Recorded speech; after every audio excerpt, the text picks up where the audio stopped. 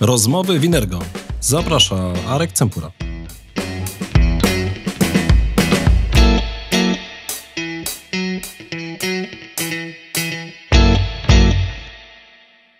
Dzień dobry, wieczór się z Państwem, bo nigdy nie wiem, kiedy tego słuchacie lub oglądacie. Arek Cempura i Rozmowy Winergo. Szanowni Państwo, dzisiaj moim gościem będzie gość specjalny.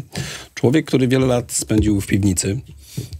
Człowiek, który bardzo dobrze zna się na montażu dźwięku, zna się na montażu wideo. Człowiek, którego głos mogliście usłyszeć nieraz w podcastach To zależy podcast i Klientomania. Szanowni Państwo, dzisiaj gościem Rozmów Winergo jest Filip Gotkiewicz. Filip, kim jesteś? Jaka jest rola twoja na tej pięknej ziemi? Dokąd podążasz? I co chcesz powiedzieć widzom i słuchaczom Rozmów Winergo? Co nie wyjdzie poza Rozmowy Winergo? Wiadomo, ja Rozmowy Winergo na bieżąco oglądam, montuję, więc wiem, że nigdy absolutnie nic na zewnątrz nie wychodzi. Dosyć dobrze opisałeś moją rolę, w zasadzie kim jestem w tej chwili. Do niedawna korpolutkiem i częściowo montażystą dźwięku, obrazu. W tej chwili postanowiłem przejść na pełen etat. Montażem dźwięku zajmuję się od 2012 roku. Od 2017 współpracujemy częściej w ramach montażu podcastów różnych projektów. Od mniej więcej 18-19 roku także dołączyłem do swoich usług wideo i w tym obszarze głównie w tej chwili się obracam. Filip, z wykształcenia jesteś? Muzykiem, instrumentalistą. A jaki instrument? Pianistą. Jestem pianistą. To a kiedy coś... Nie wiedziałeś tego. Nie, tego nie wiedziałem. To mnie zaskoczyło, bo to, że jesteś muzykiem, to pamiętam z naszych innych rozmów, to wyszło. Natomiast to, że jesteś pianistą, to... Ale to stąd ta delikatna obróbka podcastów, wideo, tak? Bo po prostu... Tak, sprawne, szybkie palce, wszystkie transkrypty, napisy też są ich zasługą. Tak, jestem dyplomowanym pianistą, chociaż ta kariera zakończyła się wraz z uzyskaniem tego dyplomu, tak można powiedzieć. A dlaczego? Co jakby spowodowało? No bo jednak... To jest specyfika instrumentu. Fortepian ma to do siebie, że jeżeli masz rozpocząć tę karierę i faktycznie iść z nią dalej, to potrzebujesz być w tym absolutnie najlepszym i to musi być totalnie twój cel w życiu, żebyś gdzieś się pojawił. Nawet możesz sobie to rozłożyć statystycznie. Ilu masz pianistów w filharmonii, ilu skrzypków? Takie najprostsze. Ale może dlatego, że te partie dla skrzypków i skrzypaczek jest ich więcej. Mam na myśli na przykład orkiestrę. Wyobraź sobie, idziesz do filharmonii, jest koncert orkiestry, nawet tej kompletnej, nie tylko smyczkowej, są jeszcze dętej, jest pianista. No to masz instrumentów smyczkowych kilkanaście, w porywach kilkadziesiąt sztuk. Pianista może być co najwyżej jeden, gwiazda wieczoru, solista. Ale to może też z tego wynika, że jakby fortepian sam w sobie jest głośniejszy, więc tak naprawdę tych skrzypiec potrzebujesz więcej, żeby wydobyć... Tak, to prawda. To jest masa dźwięku. Natomiast statystyka powoduje, że rzeczywiście potrzeba tutaj być absolutnie wybitnym, a o ile talent muzyczny gdzieś tam ze mną szedł, to już zamiłowanie zaczęło nieco skręcać. Na przykład w stronę gitary basowej, którą gdzieś bardziej umiłowałem. Mi się okazało, że zresztą z paroma przyjaciółmi graliśmy sobie, no powiedzmy, do szuflady w naszym wyimaginowanym zespole, gdzie w zasadzie każdy dyplomowany muzyk grał na innym instrumencie niż ten, który miał na dyplomie. I czuliśmy się z tym absolutnie fantastycznie. A propos gitary. Ostatnio moim gościem był Tomasz Muter. W tle były dwie gitary. Jego zapytałem, Gibson czy Fender. A ty? Słuchałem Business Wars. Tak, tutaj jest nawiązanie, bo tam jakby w Business Wars polecam ten podcast, bo tam dosyć fajne są takie historie biznesowe, takich wojen różnych marek. Jedno z ciekawszych właśnie jest Gibson i Fender, to jest właśnie historia, jak powstały w ogóle gitary elektryczne, skąd się wzięły. Na początku tak naprawdę to była kwestia tego pudła zwykłej gitary z wykorzystaniem mikrofonów, jakichś przystawek, a dopiero tak naprawdę Fender, Gibson wprowadziły gitarę, można powiedzieć, w takiej postaci elektryczną, jak ją znamy dzisiaj. Tak, z tą przystawką, która zbiera całe wibracje. To jest bardzo trudne pytanie, I sam sobie próbowałem kiedyś na nie odpowiedzieć i to chyba zależy od nastroju, w jakim jestem, albo na jakim etapie życia. Bo sobie postawiłem, kto mi się najbardziej kojarzy z Gibsonem, kto najbardziej mi się kojarzy z Fenderem. Gibson to jest Joe Bonamassa. Nie wiem, czy słyszałeś. Ja nie, ale może ktoś słyszał. Opieramy się na bluesie. Okay. A jeżeli chodzi o Fendera, Eric Clapton. To już na pewno słyszałeś. Eric Clapton, no to można powiedzieć weteran. Joe Bonamassa o połowę mniej więcej od niego młodszy. Obaj są absolutnie genialni i w zależności od tego, gdzie, na jakim etapie chyba, co się w moim życiu dzieje, tak czasami czuję tego brudnego Fendera, takiego bardziej harczącego z chrypką Erika Claptona, a czasami ten nosowy, taki głęboki, fajny Gibson z łagodnym głosem Joe Bonamassy. To jest takie pytanie czasami z cyklu, czy kochasz bardziej mamusię czy tatusia. Każdy jest od czegoś innego. Okej, czyli rozumiem, że ten element dotyczący twojego wykształcenia powoduje, że masz jednak znacznie lepszy słuch niż większość ludzi, co też powoduje, że jak pracujesz nad materiałami, to czasami wyłapujesz pewne rzeczy, których my śmiertelnicy nie wyłapujemy i stąd narzucasz dosyć czasami katorżnicze elementy pracy nad tym, aby ta jakość była najlepsza. I zresztą jesteś przewrażliwiony, bo wiem, że jak kiedyś puknąłem w mikrofon, to prawie wyskoczyłeś tam ze studia montażowego. Tak, to jest trudny temat, bo rzeczywiście ze względu na to, że to nie jest tak, że człowiek rodzi się z lepszym słuchem, że po prostu słyszy więcej. Nie, wszyscy słyszymy mniej więcej tyle samo, tylko musimy się po prostu nauczyć słyszeć, nauczyć wykorzystywać ten organ, ten podwójny, który mamy tutaj, żeby właściwie lekcje muzyki są źle prowadzone w szkołach, bo tak naprawdę skupiamy się na śpiewaniu zamiast na słuchaniu. A może to jest jakby taki ważny... To idzie w parze jedno z drugim. Bo jak... W szkole muzycznej masz zajęcia zarówno z instrumentu, jak i też z kształcenia słuchu, między innymi jako jeden z przedmiotów. Ale mówię o zwykłych się... szkołach, gdzie tak naprawdę, wiesz, zapoznają nas z tymi elementami takimi miękkimi, plastyką i czasami te wymagania są takie prawie, że musiałbyś być, nie wiem, Michałem Aniołem albo Leonardo da Vinci, żeby dostać 5. W temacie muzycznej, no ja niestety nie jestem uzdolniony w tym obszarze, więc byłem wyciągany... Albo tego nie wiesz. To nigdy się nie dowiedziałem, byłem wyciągany za uszy, aczkolwiek mam koleżankę, śpiewaczkę operową, która twierdzi, że każdego można nauczyć śpiewać. Kwestia jest znaleźć tonację i po prostu go przećwiczyć, żeby się tej swojej tonacji trzymał. To prawda. I nie brał pewnego repertuaru, bo jest nie dla niego. Poruszyłeś temat, który opiera się trochę na sferze przekonań i reformy edukacji, bo kiedyś to było normą i byłoby bardzo miło, tak przynajmniej ja to odbieram, gdyby wróciło, że czytanie nut, czy znajomość muzyki w takim zakresie, żeby umieć i rozczytać i wykorzystać, było stałym elementem. I to można to porównać do dodatkowego języka, który masz. No tak, nawet to ćwiczenie tam zapisu, ten klucz wiolinowy. A to już są mięśnie. Chodzi o interpretację i też włączenie muzyki w nasze życie. Z tego dziwnego zapisu, który jest. Tak, umieć to przełożyć i też rzeczywiście poczuć tę muzykę inaczej niż tylko tło w radiu, kiedy jedziesz do pracy samochodem. Filip, od prawie 2 lat jesteś użytkownikiem MacBooka. Tak. Sam temu nie wierzę. To właśnie też dosyć ciekawe, bo wcześniej pracowałeś na całkiem innym sprzęcie. Miałeś dosyć, można powiedzieć, takim slangowym językiem wypasiony komputer, tak? Nawet 4. 4, bo? To zaraz się zacznie długa historia. No właśnie, to jest powód, dla którego przeszedłem na Maca. No bo chyba się po to się spotkaliśmy tutaj przy stole, żeby o tym... nie zdradzajmy fabuły jeszcze, budujemy napięcie. Po kawałeczku.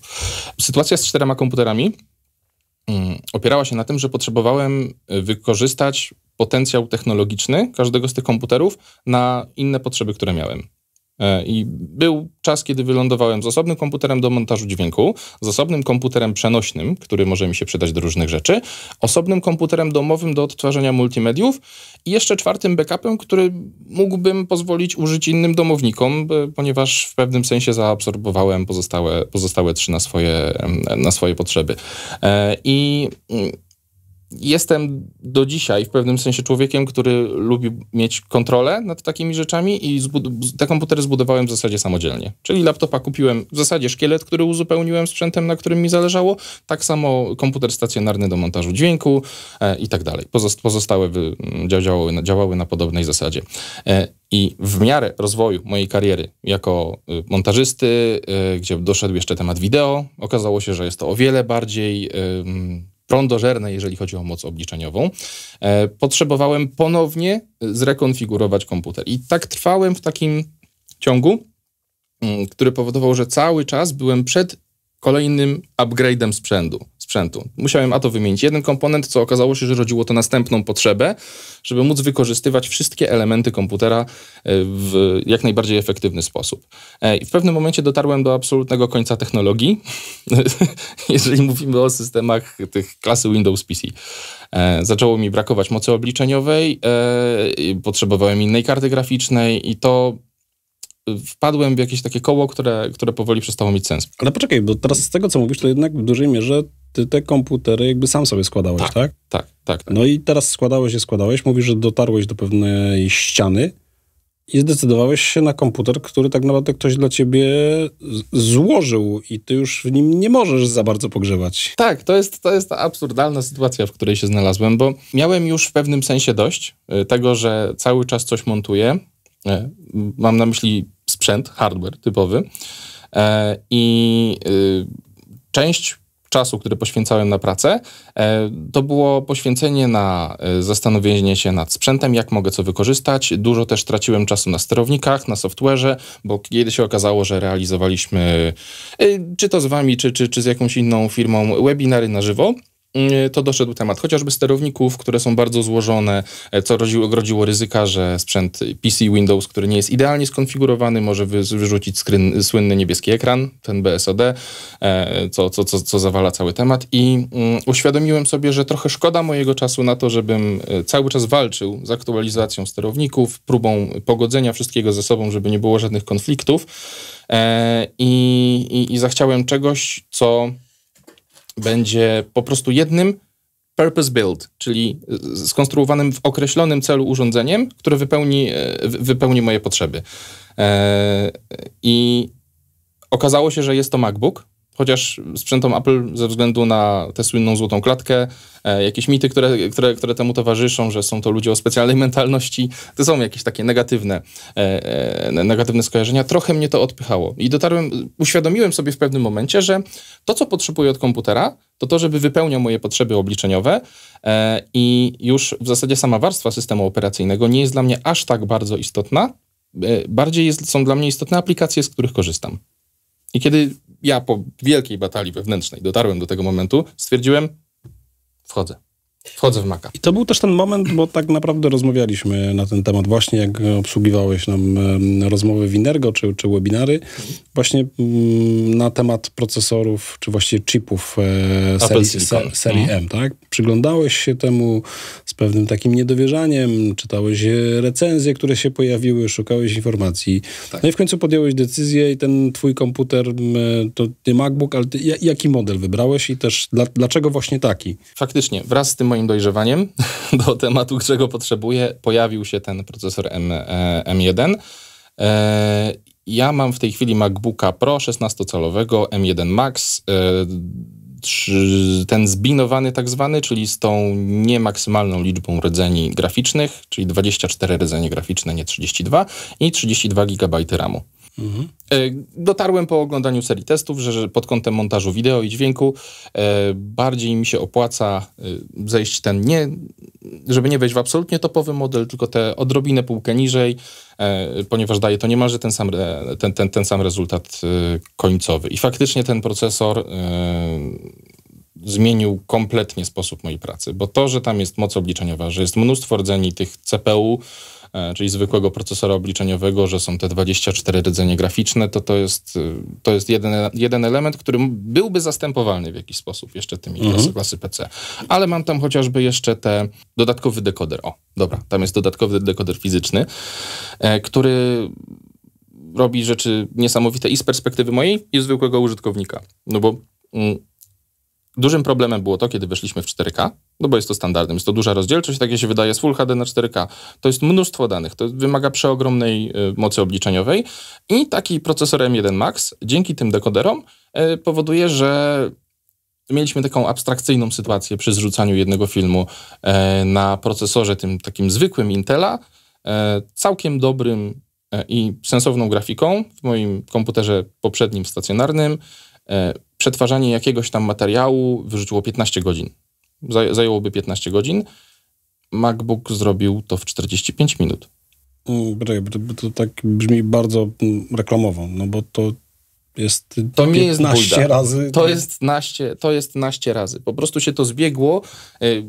Jest to przykład abstrakcyjnie szeroki, ale to się zbiegło z tym, że rzeczywiście ten materiał, który był do zrzucenia, sposobem użycia efektów, ilością ścieżek, zgodził się fajnie z tymi dekoderami i rzeczywiście wypluł ten materiał dużo szybciej. To jest sytuacja skrajna, ale odczuwam to naprawdę na co dzień. Że czuję, że po prostu jest dużo szybciej, jest dużo Czyli płynniej. tak naprawdę uzyskałeś komfort pracy, bo jakby szybciej widzisz swoje efekty tego, co zostało wykonane, jakby masz więcej czasu na poprawki, ewentualnie przemyślenia, jakby co można byłoby zrobić lepiej, ulepszyć, tak? Tak, czyli nie tracę czasu po prostu stojąc z kubkiem kawy w ręku i patrząc, jak idzie pasek postępu, kiedy wreszcie to się zrzuci, ale jest też taka rzecz codzienna, czyli po prostu ja mogę moją pracę, mój workflow przeprowadzać dużo szybciej, dlatego, że nie mam tych przycięć, które znałem do tej pory. A korzystam dokładnie z tych samych aplikacji, z których korzystałem na PC-cie. Na czym głównie pracujesz? Jakbyś takiej osobie, która zajmuje się czymś podobnym, co byś mógł jakby na bazie swoich doświadczeń, właśnie jakie aplikacje polecić? Korzystam do obróbki z dźwięku z Pro Toolsa i tam też przekroczyłem pewną barierę. Był moment, gdzie po przejściu na Apple Silicon wiele aplikacji się jeszcze nie dostosowywało, czyli korzystało z tej rozety, tej tłumaczącej na język ten nie M, wszystkie programy, ale w momencie, kiedy już zaszła ta pełna optymalizacja, no to przyspieszyłem czasami zrzucania, no bo to jest strata czasu z perspektywy kogoś, kto montuje. Że zrzucenie to jest niepotrzebny czas, robisz w tym momencie nic, bo i tak komputer jest wielce zajęty. Drugi komputer, na drugim komputerze zrzucasz coś i masz trzeci, czwarty, piąty. No i się kończy właśnie tak, jak ja skończyłem wtedy. No to przyspieszyłem razy 15 mniej więcej.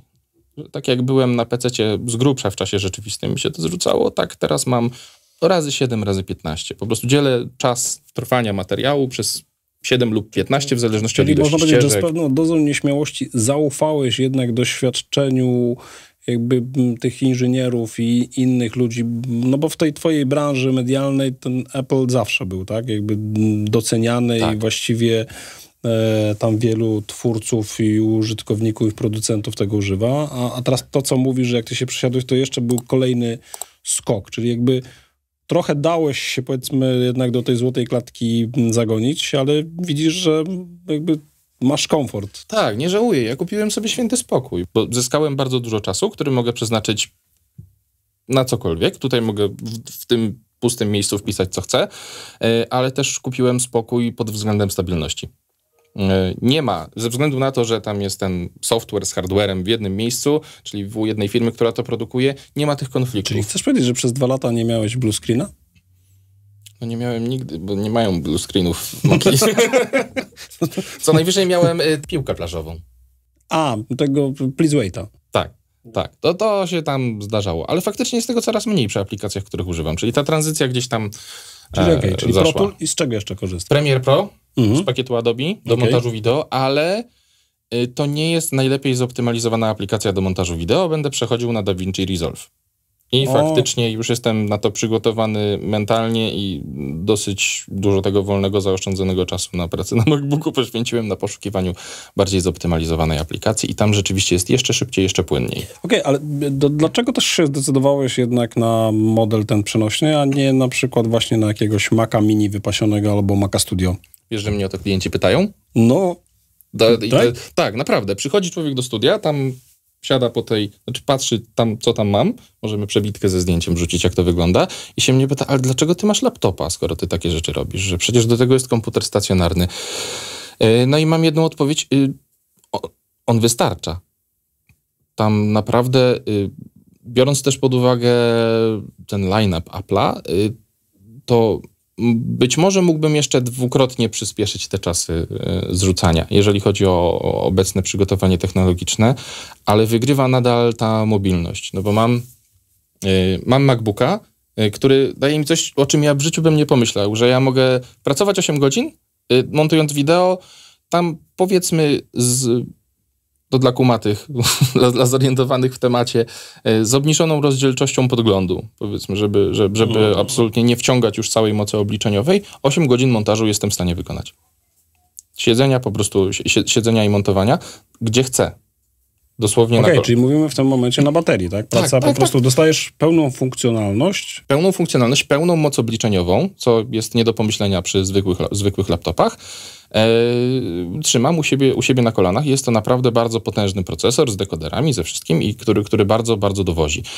W ogóle jeszcze temat gładzika, który jest nawet w samym MacBooku. Przecież to jest wielka płytka, która naprawdę świetnie chodzi. Nie trzeba pacać. Można sobie doklikać. Pamiętam a propos gładzika, to ci tu przerwę, bo miałem swego czasu taką polemikę z Kamilem Koziołem. Kamil, pozdrawiam cię serdecznie, który tam napisał taki artykuł właśnie, że 10 rzeczy, których ci nie powiedzą fanboye, nim przesiądziesz się na MacBooka. Ja zrobiłem do tego lekką polemikę, wytykając mu rzeczy, że pewnych jeszcze nie zrozumiał albo nie pozbył się przyzwyczajeń. Potem mieliśmy okazję rozmowy na ten temat i on powiedział, że co jak co, ale dla niego ten gładzik po prostu jest mistrzostwem świata. Kupił sobie nawet mysz, ale ta mysz po prostu leży obok, bo właściwie korzysta z gładzika. I przyznam, że ja mam dokładnie tak samo. Mam mysz, czasami z niej korzystam jakoś, jak sobie przypomnę, że jest, ale tak naprawdę większość rzeczy właśnie wykonuję korzystając z gładzika. No i święta prawda. Co ciebie to jakby przekonuje, że... Gładkość działania. To jest też to, o czym co powiedziałeś, że w branży audio-wideo Maci były zawsze, to nawet profesorowie na realizacji dźwięku, w której się edukowałem, też mi mówili, że no niby Pro Tools chodzi i na Macu i na PC-cie, ale na Macu jakoś tak gładziej. I to też się dotyczy samego gładzika. Że on jakoś tak jest takie mięciutkie, tymi 2 palcami sobie przesuwasz, albo przybliżasz, albo oddalasz sobie. To przy listach odtwarzania, przy takich programach to jest coś absolutnie bezcennego. I rzeczywiście pozwala mi to totalnie wyciągnąć pracę ze studia, gdzie mam fajną myszkę, fajną klawiaturę, pójść sobie z tym do domu i rzeczywiście ja pamiętam, pracę. że jak pierwszy raz zacząłem pracować na Macu, to trochę się... jakby nie umiałem ogarnąć, bo brakowało mi tam czegoś, tych klawiszy, które tam były w moich poprzednich komputerach, jakiegoś tego takiego joysticka i jakoś taki moment, tak? Ale powiem ci, że to był moment i to chyba najszybszą rzecz, którą ogarnąłem, bo miałem też parę rzeczy, jakichś przyzwyczajeń do przełamania, ale to faktycznie jest tak, że widać, że to jest bardzo intuicyjne i takie naprawdę dla każdego właściwie. Najwięcej czasu mi z gładzikiem zajęło wyknięcie od pukania. Że to można tak paluszkiem i tylko dociskać lekko, magnetyczna płytka robi klik. Przepraszam, czy właściwie gładzik dla ciebie jako pianisty jest czymś idealnym? Tak naprawdę wykorzystujesz swój delikatny dotyk pianisty. Więc można było powiedzieć, to idealny sprzęt dla ciebie. Dobra, to... Powiedziałeś o tych wszystkich jakby zaletach, korzyściach, które realnie poprawiły jakość twojej pracy, komfort, ale nie bądźmy aż takimi idealistami. Jakbyś mógł zmienić coś w Macu, to co byś zmienił? Odwołam się do tego, co powiedziałem wcześniej, że od komputera teraz potrzebuję w dużej mierze aplikacji, z których korzystam i warstwa systemowa nie jest dla mnie aż tak istotna. No i jakbym miał szukać miejsca do zmiany, to tam w warstwie systemowej. To było coś, z czego się najbardziej obawiałem przy przejściu na macOS, że będę miał problemy takie typowo UX-owe, że będą jakieś elementy, które po prostu będzie mi trudno zastąpić czymś, co znałem z PC-ta i to najbardziej to się opiera na zarządzaniu oknami wszelkiego rodzaju. Czy to w Finderze, czy przy różnych innych programach brakuje komfortowego, takiego listowego poukładania i pewnej plastyczności, którą znałem z eksploratora Windows i w ogóle tamtej platformy. Są jakieś rozwiązania, które w pewnym sensie zaspokajają ten element, bo macOS ma to do siebie, że można dosyć łatwo otworzyć do niego wtyczki. No bo jak znalazłem ten problem, spotkałem ten problem z obsługą macOS, no to od razu zacząłem szukać po prostu YouTube i Google, szukamy jakiegoś rozwiązania. Okazuje się, że rzeczywiście płacąc kilkanaście dolarów za coś, można sobie w pewnym sensie ten temat ułatwić, chociaż docelowo tak chciałbym, żeby żebym nie musiał tego robić, że muszę kupować, kombinować. Skoro już mam takie fajne pudełko, które spełnia mi absolutnie wszystko, no to mam poczucie, że chcę być rozpieszczony i mieć... Może w którymś macOSie nowym pojawią się zmiany właśnie w zakresie Findera i może okaże się, że to jest dokładnie to, czego potrzebowałeś. Trzymam kciuki, żeby podebrali to pewne rozwiązania od Windowsa i to nic złego. Wiesz, w pewien sposób jakby pokazuje historia tworzenia obu systemów, one czerpały z jednego źródła, tak? Bo tak naprawdę podwalinami zarówno do Windowsa, jak i do macOSa był system stworzony przez Xeroxa. Tak naprawdę to Xerox w pewien sposób stworzył pierwszy raz system taki okienkowy, tylko nie wiedział, co z tym zrobić, tak? A tu po jednej stronie Steve Jobs i Bill Gates wiedzieli, co z tym zrobić. Tak naprawdę od razu pojawiły się już konkretne rozwiązania i trzeba przyznać, że ten interfejs graficzny, jak się pojawił, no to zmieniło sposób użytkowania. Zresztą w ogóle sprawiło, że można powiedzieć, że te komputery dotarły pod strzechy, bo ja pamiętam swoje pierwsze doświadczenie, że trzeba było w tym linijce kodu tylko pisać i tak naprawdę, żeby zrobić obrazek, to tam trzeba było też klikać, żeby on coś wydrukował, więc to faktycznie kiedyś w początkowych czasach to komputer był taką trochę inną maszyną do pisania. Tak by można było to trochę powiedzieć. Tak to wyglądało, nie? No, trochę pamiętam te czasy, nie tak bardzo jak ty. Słuchaj, ja swoją pierwszą pracę dyplomową w techniku pisałem w takim czymś, co się nazywało edytor tekstów TAG. Miałem taką możliwość, mama mi umożliwiła, ja tam po prostu siedziałem i walczyłem 2 palcami, ucząc się pisać na klawiaturze. Dopiero potem na studiach były właśnie takie programy uczące bezwzrokowego pisania. No i myśmy robili sobie już wyścigi w akademiku, kto szybciej, kto lepszy rekord, bo tam był taki, wiesz, taki też challenge, kto lepiej napisał i tak dalej. Dzisiaj piszę dużo bezwzrokowo, ale bezdotykowo też piszę, bo zaczynam wykorzystywać te wszystkie interfejsy speech to text. Ale faktycznie, wracając do tego bezwzrokowo, mam już takie dosyć duże doświadczenie, więc potrafię wykorzystać więcej palców niż 2 i przyznam, że też na początku ja miałem pewien problem z klawiaturą. Ona była taka dla mnie za delikatna. Brakowało mi takiego oddania tego klawisza. Maszyny do pisania. Takiego, albo nawet w tych komputerach, gdzie jakby ten skok klawisza, albo w tych klawiaturach takich zewnętrznych. I teraz właśnie pytanie, jak u ciebie, jak ty odczułeś tą klawiaturę? Czy to jest tak, że nawet się nad tym nie zastanawiałeś, czy jednak też musiałeś coś przestawić w swoich przyzwyczajeniach? Kciuka musiałem przestawić. Ze względu na to, że tam, gdzie na Windowsie jest Alt, jest Command. Ale możesz to przekonfigurować. Mogę przekonfigurować, ale znowu potem tracę funkcje komand, które są wygodne. Jakby to w ostatecznym rozrachunku, bo próbowałem, faktycznie miałem profile klawiatur, bo jakoś tak sobie to ustawiłem, że jedną klawiaturę ustawiałem tak, drugą siak, ze względu na szerokość klawiszy, rozkład i tak dalej, ale bardziej w ostatecznym rozrachunku opłacało się tym prawym kciukiem sięgać dalej do option, żeby sobie zrobić polski znak.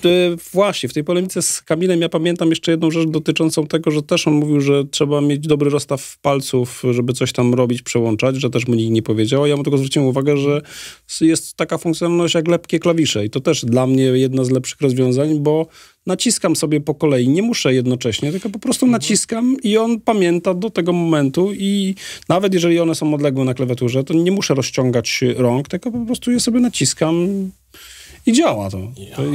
Czyli lepkimi klawiszami można wypełnić ten żart, że Chuck Norris potrafi nacisnąć jednym palcem Alt, Ctrl, Delete. Ale tylko na Macu. A na Macu tej funkcji nie potrzebujesz, więc jednak tak to wygląda. Nie, no faktycznie, to była przesiadka. Z tym niskim profilem ja już miałem doświadczenia, jeżeli chodzi o niski profil klawiatury, ale żeby rzeczywiście wrócić do pełnej biegłości, znowu te palce pianisty, jak pisałem różnego rodzaju transkrypty, napisy, no to też wymagało szybkiego pisania, czyli tam mówimy o 600 znakach na minutę chyba. Bo to, co powiedziałeś a propos klawiatury i takich zmiennych przyzwyczajeń, to też nam wyszło, kiedy robiliśmy takie badania deweloperów. I dlaczego na przykład nie chcą przechodzić na Maca, albo jeżeli nawet mają Maci, to mają zewnętrzne klawiatury.